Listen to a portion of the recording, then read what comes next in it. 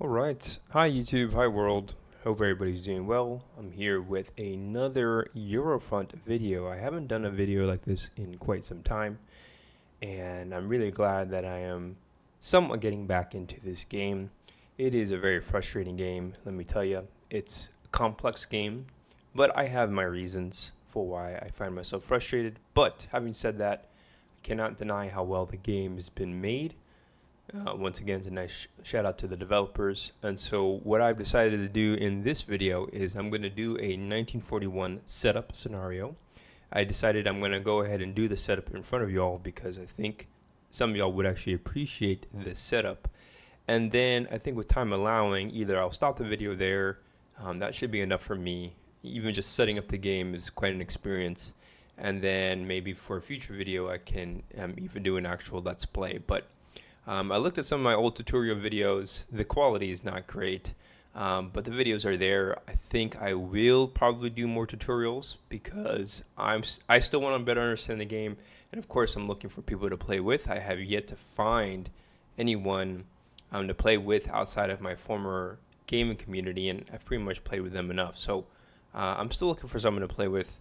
And I'm curious to know if I can find anyone through YouTube to play with. I do have a Discord channel. It's the easiest way to reach out to me, but I think it would make these videos a lot more interesting if I actually had a player to play with rather than just doing the game solo.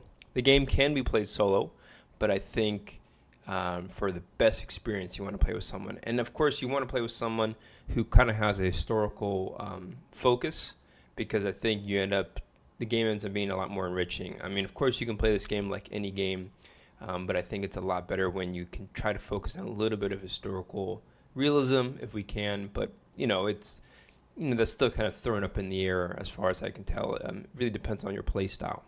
But I think overall this game does its best to constrain the gameplay in realism. So anyways, I got here the Eurofront manual.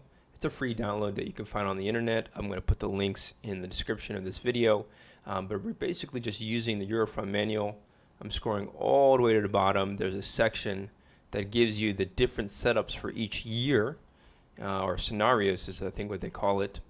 It's basically the appendix of this entire rule book. It's a very large rule book. I mean, 100 pages or so. Each page is quite dense, but the developers do a good job of just concising the rules. But we're going to go ahead and do the 1941 setup because I think 1941 still to me personally is the most interesting year of World War II, I can say. I think 1941 and 42 are probably the most interesting, although I'm pretty certain that every year of the war is actually deeply interesting, but I'm sure you all know why this year in particular I find interesting, because we have the assault on Russia, right? Operation Barbarossa, which I think is the most interesting front I have, is definitely the most interesting front overall. So this video is going to likely go on my gaming channel, but I'm actually have recently started working on my military history channel. Very much in its startup phase, but this is the kind of work I do to kind of take a break, and it's kind of my way of it's my dirty pleasure, we'll say, is getting into this game. Certainly one of them. And so let's dive in. I really wish I could say that this game has fully satisfied all my needs of life, but unfortunately no. This game, just like any other video game, is still not enough. And so there's still things I want to learn, there's still things I want to do, but I think I'm going to have to go beyond the board game to actually understand them. And that's where a lot of my other work comes in, whether it's reading up on military history or whether it is trying to get into programming. Man, the programming is a pain in the butt, let me tell you. But I know that there is things to gain in the long term if I can just understand the computer language. It really is a language, folks, and it's quite a complex language at that. So it's simply not just math. It really is its own logical language, and I'm having trouble reading JavaScript. I can show you all this. Look at all this. I mean, this is what I need to understand in order to understand something like LeeChess.com's algorithm for the logic they use to play the chess on the board. I'm pretty sure this is what this is. And I can tell you now, I mean, this is all bunched up, one giant sandwich of logic, and my JavaScript skills are just nowhere near where they need to be.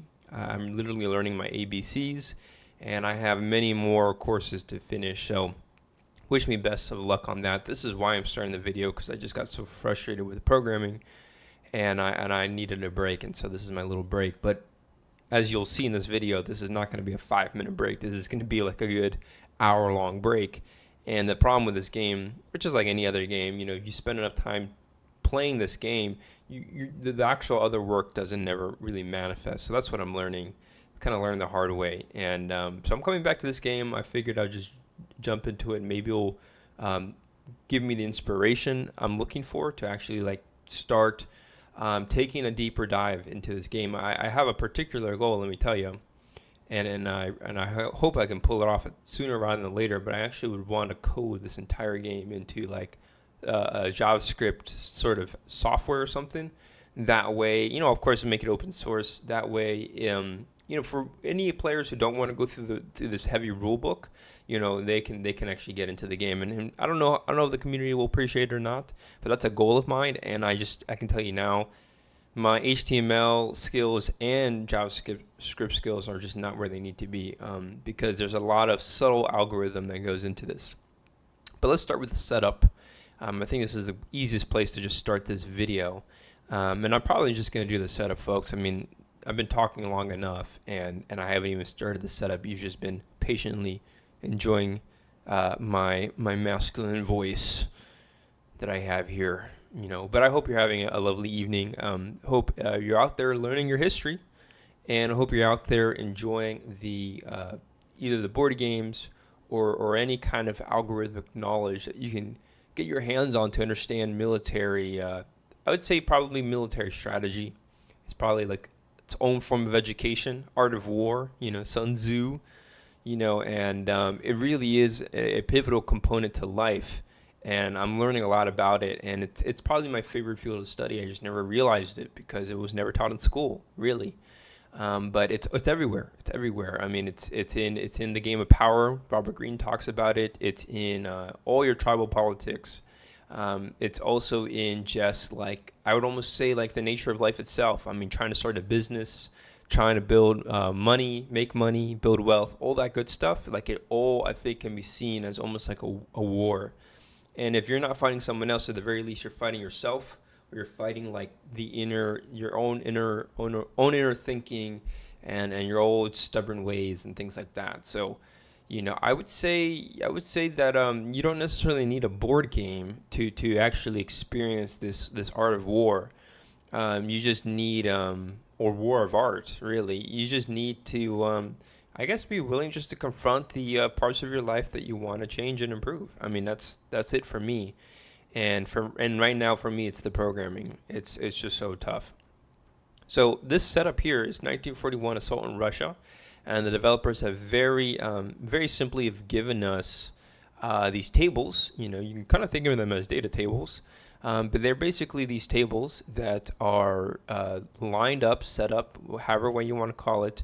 We've got all the unit types, and then we've got all the locations, and also their combat strengths, or CV for combat value, V for value, and you have it for each faction. So 3 tables for each faction: Axis, Soviet, and Allied, to simplify. And then, of course, you got all these subgroups. So we're going to go ahead and just start with the setup. We're going to start with the Soviet setup, because the Soviets are the ones that set up first. I'm going to go ahead and just already just start doing the whole fog of war aspect. And so I've gone ahead and set up my own little setup sheet here, and it took me a while, but I got all the units, and I just put them on these like setup markers. And so this is really the 1939 setup that you'll see. But actually, before I do that, I gotta realize there's a little glitch in this software. But you have to, if I want to unmask pieces, so opponents can unmask my pieces. I click OK, and then I think I unclick it. Okay, and then I re-click it. Opponents can unmask my pieces. Okay, right. And then I'm going to go ahead and hide all these units. I also got the newer software, so you got nice little better right click options, you know. And so yeah, I'll also tell you now, folks, just in my personal journey of just like growing up and stuff, I do want to say that it's interesting how my passions have changed depending on how my relationships have changed, because for a long time you associate your passion with with certain relationships that you have in your life, and then you realize that when they're out of your life, you still have the passion.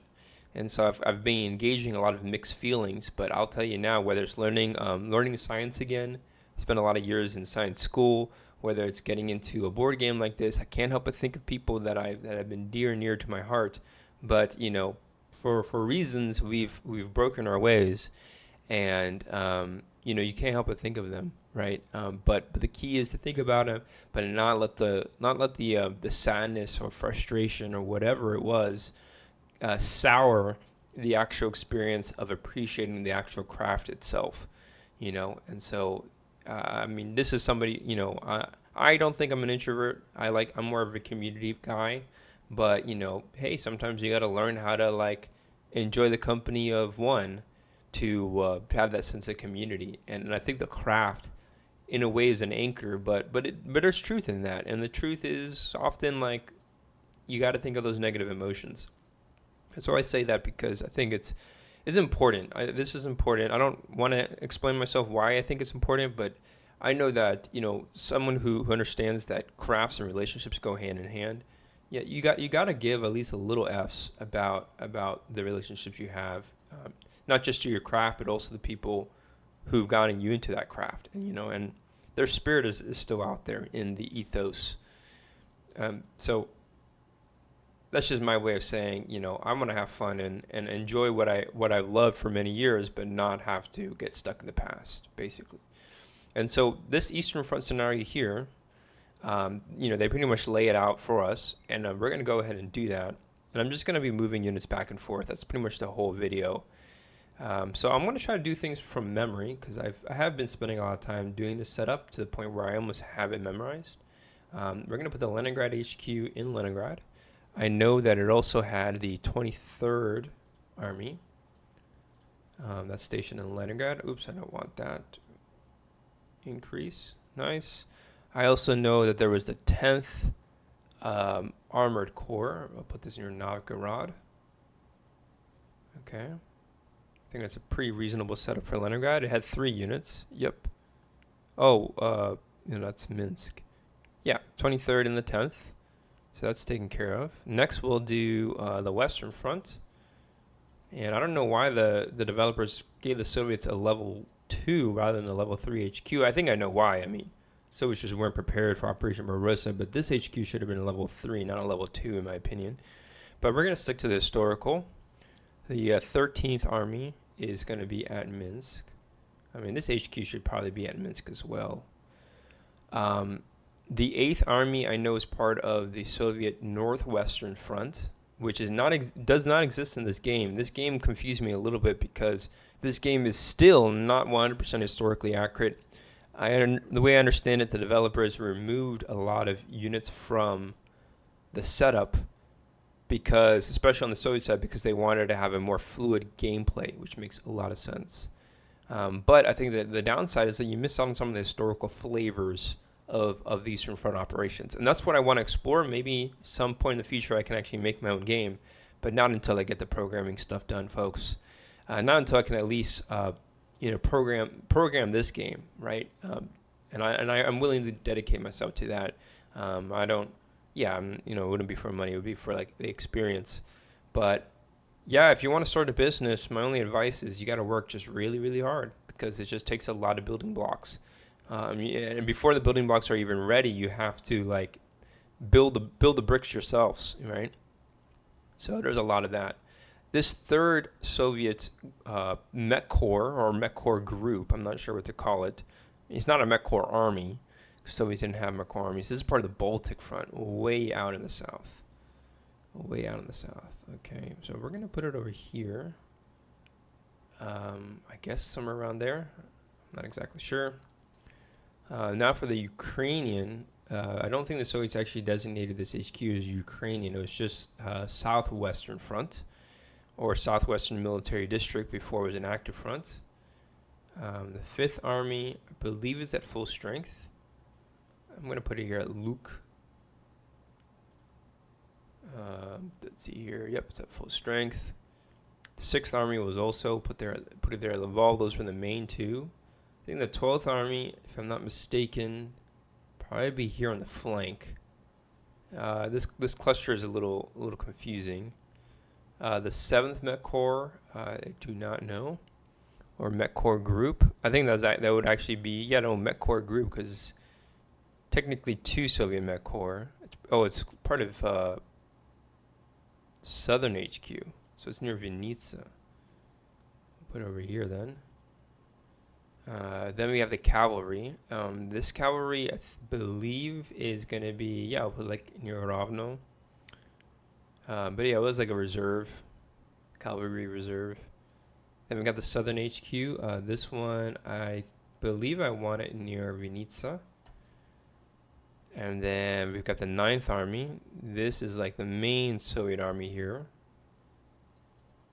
So I'm going to put it around Kishinev. I believe that's the right place to put it. Could be wrong.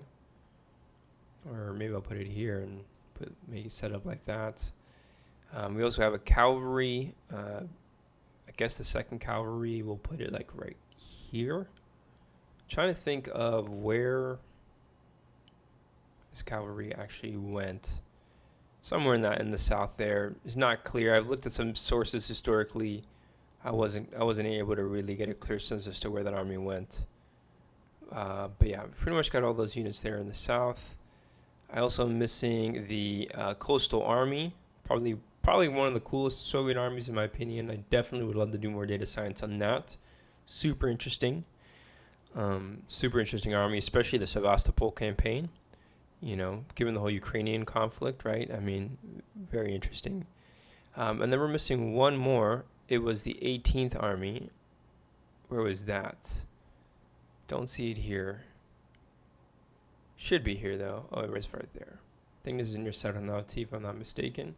So yeah, this setup is okay. The only problem is that we're missing one more unit technically on the front here. And I guess I'll put this guy there. But it really should be at Odessa, in my opinion. But the problem is that the Soviets don't really have, I don't have any more units available from the Odessa. I have 7 units, right? Yeah, I have 7 units here. This 12th one technically is from, it is from the Ukrainian army, or Ukrainian front, not the Southern front. And I'm already confusing the names, right? Because the front names, the Soviets actually had more than 4 fronts, or I think this game has 5 Soviet fronts in the game in total, but in reality they had like more like a dozen, about double. So like the Baltic front, again, there was no Baltic front. It was simply called Northwestern Front. This cavalry group, I think, was over here, as part of the 3rd Army. We can put the Stavka at Moskva. 20th Army, these are part of the Soviet reserves. I guess these units were already set up at the start of Barbarossa. But these were like part of I'd say the flagship Soviet reserves. I believe this 20th Army was near Smolensk. And I can check on that if I look at the Eastern Front setup. 20th Army was near Smolensk. The 21st Army was near Gomel. I'm going to put it on the northern flank of Gomel. I'll put the 20th Army at Mogilev. Just kind of have it in a forward deployed position. You know, the thing is, I've learned from multiple playthroughs is that once the operation starts, Barbarossa, the Soviets really don't have any reserve HQs. They don't have enough of them to mobilize all their armies. So that's like a big inconvenience for the Soviets. I'm also going to sub this far northern front. The 14th, believe it or not, was the one at Murmansk. The 25th, it's unclear. The 7th was actually here further south, Petrozavodsk. And then I think this Ninth Army, I think I'm just going to, I don't think it's actually at full strength for this operation. You can look here at the northern front, and the Soviet HQs is actually at level 0. The infantry is the same, but the actual HQs are at 0. So I'm just gonna reduce him to 0, but I am gonna leave him in kind of there at the front line in Soroka. Hopefully that's a good place to put him. Maybe I should put him in Murmansk, but I think Soroka is the safest spot, frankly. And then clear my voice there. We got this 5th tank army. I think it's actually, I thought it was part of the reserve, but it's not. I mean, depending on which reserve. When I say reserve, I really mean just the strategic reserve.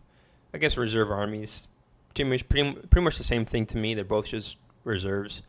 But the Soviets just had so many layers of reserves for before the war began. They really overcomplicated it. But even at the front line, they had like first echelon, second echelon. So it was very complicated. But I am working on some David Glanz sources and just unpacking that on that subject. And if you're interested, you can check out my main YouTube channel. Still very, very young, but you know, we're gonna continue making videos because it's simply too interesting a subject for me to ignore, really. But yeah, it looks like this one here is gonna be a Gomel, which is over here. I'm just gonna put it in Zlobin, kind of just secure that flank. Don't have to redeploy it. Hopefully that's a safe place to put it. We shall see. What else? Got to set up some units for a Caucasus. Yep. And they have that here in the setup for the Soviets. I think these are like their mountain units. They got 2 mountain units, total of 4. And then they also have, I think, another infantry. And then they also had another mech. I'm pretty sure this odd bunch are what are going to be deployed here in the south. I'm not exactly sure the order of where to put these units, but I'm just going to guesstimate. We'll do something like that. I think it's pretty reasonable. Maybe I'll put a stronger one there. Something like that. Seems reasonable. And then what else? Continue on. We got all these mech units. I think they're all at level 2 strength, if I'm not mistaken. And then they are kind of spread out. It's really not clear where these units go, but I think, for example, this 4th one is near Minsk. I'm going to put it at Slutsk. We've got another one. The first one, I know, or was it the 3rd? I think this first one is part of Army Group, or excuse me, Northwestern Front, and then the second one is near Vitebsk. No, I got that wrong. The first one is near Vitebsk. The second one, third one's near the Baltic. Oh, actually, no, the third one was over here. This one is actually the one part of the Baltic HQ. The second one, we'll switch those two up, and then this first one's near Vitebsk, I guess. Yeah, we'll leave it there. Again, it's not really clear what these units represent. They're supposed to represent mech corps, I guess, but again, it's just hasn't been clear to me where you're supposed to put that unit exactly. But we're just gonna go ahead and set it up as it is. 37th Army. Actually, there was no army that was here in the front. It was actually more in the rear, so I'm gonna put it like way out here. I guess I'll put it in Ternopil. Then we got these 2 units here. 4th mech and the 8th mech.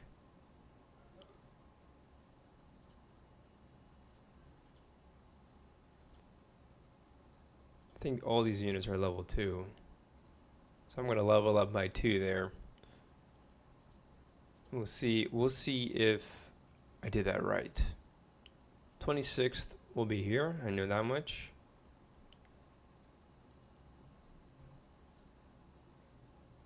th mech group, put here Grono. The 9th, I believe the 9th is like Rokossovsky's group.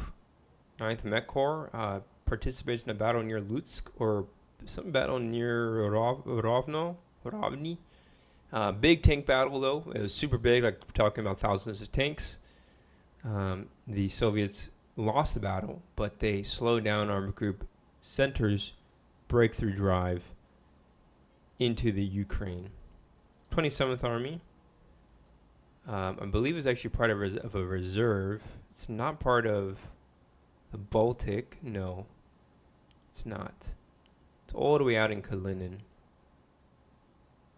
Way out there. Which is weird. I thought it would be near the front, but apparently not. So it's at level 1, all the way out near Kalinin. So I'm just going to put it like over here. No, I'll leave it. I'll leave it in Kalinin. I probably should deploy the oh, I guess I won't. Forget the fourth mech group as well. This is at full strength. I'm actually going to put it here with the 6th Army. Super strong Soviet group there. And then this 8th, I believe, I'm just going to put at Koval. I know that this bunch is not 100% historically accurate, but hey, we're going to have to make do given the setup. I just noticed this map. I think they just spread out this map. Or rather, the 5th Army was just, it covered 2 areas, not 1. But I'm going to put the mech group there. Maybe it can pull back. Yeah, but I got those 2 right. They're both at level 2. The 7th, I don't even remember the 7th. Where would that be? I think that's actually a Moscow reserve. It's near Moscow. Yep. All the way out of Moscow. And then we also got the 12th. Where would the 12th be? 12th. I don't remember. Well, I think it's part of the Ukrainian group. And where is it? This is the fun part. It takes a minute. Just looking. Okay, Riga. It says Riga. Okay, interesting. That's right. So this mech group is actually at level 1. And I'm putting it way near Riga. Or maybe I should leave it in Jelgava. I'll put it at Riga. Okay. And there we have it. That's the Soviet setup. Pretty much that. That's pretty much that. So that was Soviet setup. I think I'm gonna stop the video here. I think I got everything I needed for this video. Got it out of my system. The only thing I need to change is this setup here. The only thing I'm gonna think of doing is we'll put yeah, that doesn't seem very safe. I guess we're just gonna have to do that. Or maybe I'll put the Southern HQ there. A little bit of a gamble, of course. Or I can move this mech group and move it south. That's the other option I could do. Shift all these units over by 1.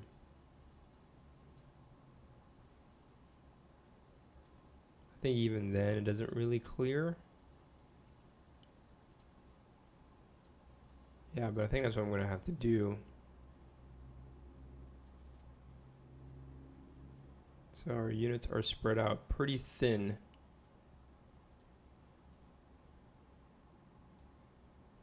Guess I'll put the 8th group over there. Yeah, we'll do something like that. That seems to be as good as we're going to be able to get it there. But yeah, that's pretty much the Soviet setup for Operation Barossa 1941. Got all the units set up, including the units in the north. And that's that. Now I could also set up the Soviet reserve. I guess I'll wait until the actual operation begins, and then I'll deploy those reserves. But this is what the German intelligence... I mean, if I wanted to be historically accurate about the German intelligence, I think all these other units would be hidden. but we're gonna leave it as is for now. But this is what the German intelligence is gonna see. I guess I'll go ahead and set up the British as well. Finish setting up the Allies, and then we'll switch over to the Axis, and then that way, once the game begins, once the Axis setup is fully set up, we can actually start the game. So all these French units are not participating. So yeah, we'll start with the British HQs. We got 2 HQs. I believe it's the 15th. And then we also got the main HQ. So we only got 3 HQs. We're going to put this one in London. Put the 15th in Portsmouth. Unless the British want to do any operations in Norway.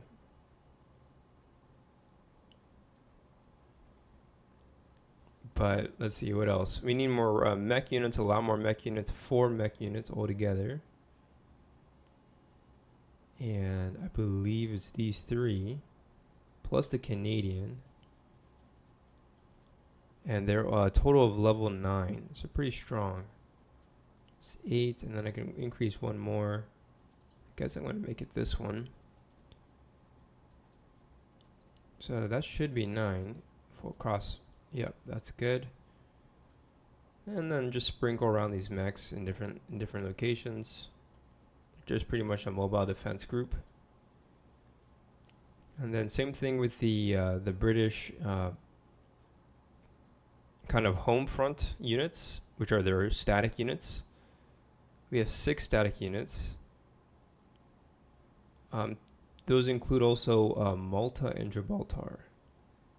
So these guys got 3, 4, and then the last 2 are Malta and Gibraltar. I'm going to make sure that Malta and Gibraltar are at full strength.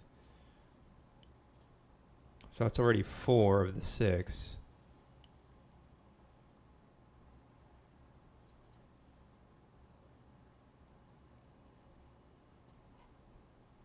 And then I got 2 more, looks like. Or I have 5 in total. Okay, so we'll just increase all these guys. Oops. Increase all these guys by 1. So that should be a total of 9 combat value points across 6 units. So this unit, for example, I'll put it in all the way up in the north. Let's see, I guess this unit's keeping in London. And then all these other units probably want to protect Bristol. The Germans try to do any fancy landings across, from France, do a double ranged invasion. I'm going to have a unit there. And in theory, they could go for Glasgow as well. Oh no, they can't because of the shoals.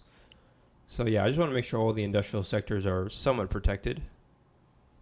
That's the idea. So we did the static units, we did the mech units. We have to do the infantry now. We have 3 infantry and 1 paratrooper, and then also 1 amphibious units. Technically, it's just another infantry. And then I had 3 other infantry, right? Which one would be the third? I'm pretty sure these units are already sent off to Africa. So I don't know what the third one would be.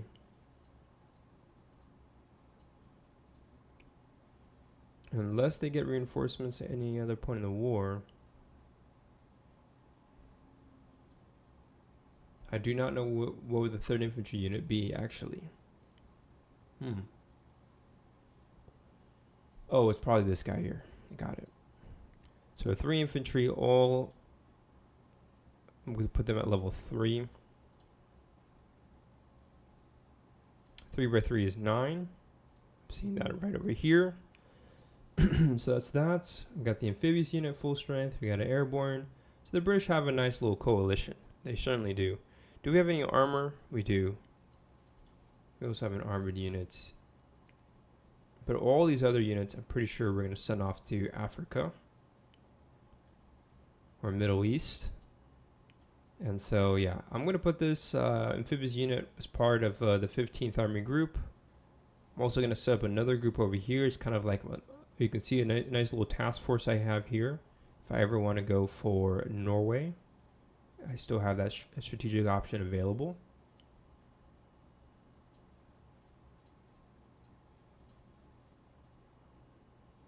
Do I have a beach HQ marker ready? That's a good question. I don't know. Oh, it's in, yeah, I do. It's in prep status. Good. So yeah, I kind of want to try to see if I can retake Norway. You never know. It's kind of a good option to explore. And so I just want to make sure I have the right units assembled in the right locations. So I'm going to move up. Yeah, I'm moving up this unit north. These airborne units can just stay defensive. I don't really need it to attack. And then I'm going to move up. Let's see, I got 5 units there. Don't want that. I'm going to move up mech units. Or this unit, this other infantry unit further north. And then it could probably use another troop. I think I'm going to move up 2 infantry there. Yeah. So then we're actually going to reduce this guy by 1, increase this unit a little stronger, making sure that London is protected. You want to make sure London's protected, right? And then I think that's, yeah, we'll leave this airborne unit in London, I think, too. And then we got this mech unit, or armored unit, we'll leave it in the south. Alright, that seems pretty good. So we got just a bunch of stacked up areas. So if we want to attack Norway, we're ready. We have 2 HQs standing by to attack Norway. That's pretty convenient. And then all that's left for us to do is now the setup in North Africa or Africa, Middle East. I'm not sure what to call this region, but it's a bunch of regions. And we're going to set up the Mediterranean units. We got 2 HQs. That's going to be these 2. They have a total combat strength of 3. So we're going to leave that unit, the main Mediterranean HQ in Alexandria. I'm pretty sure we have Tobruk right now. And Tobruk is Allied controlled. This is going to be the Anzac group. As far as infantry, we have 4 infantry, total of 10 combat value. So this Anzac, we're going to make it 4, so that gives us 6 more. These 2, it's going to give us 8, and then we have 1 more at level 2, it looks like, for a total of 10.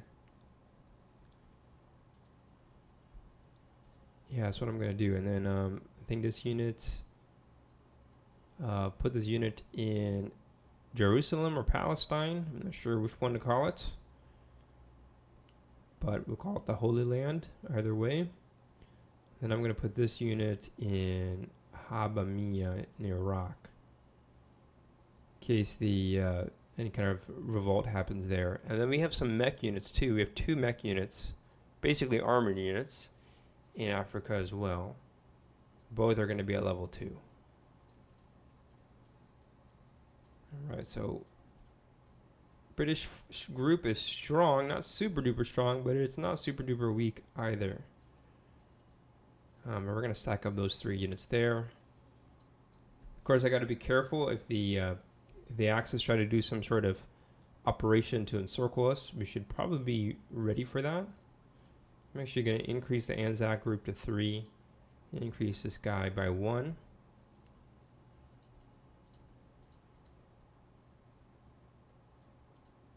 And then I guess I'll have this group as a reserve. So yeah, it's not the greatest setup.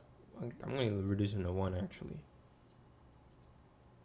because we could get encircled by the Axis, but then again their supply lines are pretty vulnerable as well. So we're in an interesting situation there. The flanks were somewhat vulnerable to a possible, Axis flanking maneuver, but we're gonna stop there. And we got the axis set up, or the allied set up rather.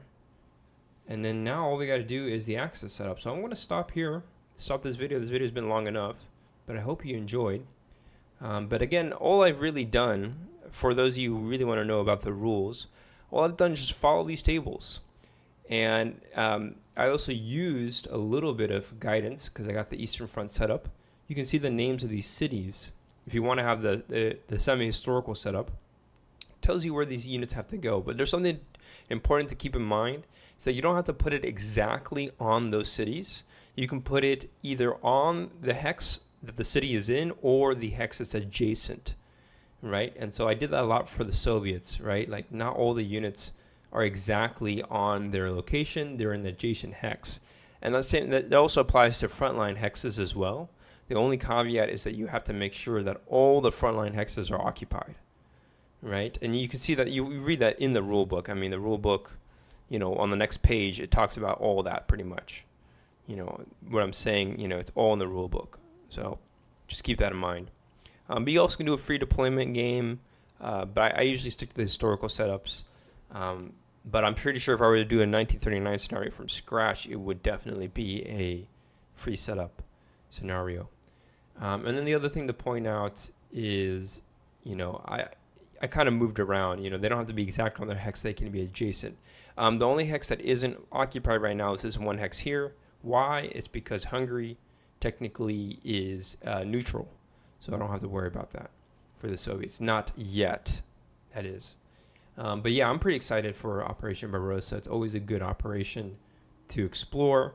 It's one that I think is doomed to fail from the start, but you have some pretty epic battles, and you at least have the idea of a strategic alternative. But frankly, I mean, the Germans, had to go. They really have to achieve like a textbook operation in order to succeed. And as you'll see, it's almost impossible to do given the limited industry that the Third Reich has in the war. So, but anyways, we're gonna do North Africa setup, and this time I hope to play this scenario all the way until 1945, and then we'll see how the war turns out. Now I'm gonna play it solo for now because I don't have anyone to play with. But if you do enjoy the series and you want to play the game and like pick off from where I'm playing, let me know. And I'll have you play as one of the two factions. I don't care which one. And that way, I think it'll make more good videos. And hopefully you guys are just giving me the motivation I need to do the programming. So that's what I'm going to go off to do. That's what I got planned for tonight. Is just, I want to create something, folks. As much as I love playing games, I really want to create something. And what better thing than like create something World War II related, right? So we're stopping the video here, but this game, super great, pain in the ass, but super great. And I think I still got a little juice in me to explore this game just a wee bit longer. And so, yeah, thank you for tuning in. That's what I got for this video. Please, like, subscribe, all that good stuff for more military analyses games. And if you really want, as I've said before, if you really want a deeper dive into the data science side of World War II history, I've just started a new channel on that. Got 3 videos uploaded, but feel free to check out that channel as well if you're interested. And that's what I got for today. Thanks. Take care of yourselves.